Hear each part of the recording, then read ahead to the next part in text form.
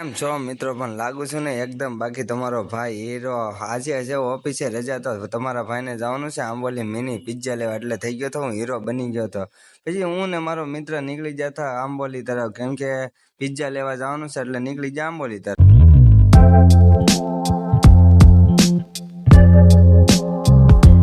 પછી તો તમારો ભાઈ પહોંચી ગયો તો આંબોલીને. તમારો ભાઈ મિની પિઝાનો ઓર્ડર દે દીધો તો એની ઉપર નાખતા હતા ચીઝ બેઝને, સરસ મજાના પિઝા બનતા હતા. પછી પિઝા તો બની ગયા ને આપણા માટે કરતા હતા પાર્સલ, કેમ કે જવાનું હતું દુકાને આપણે પાર્સલ લે.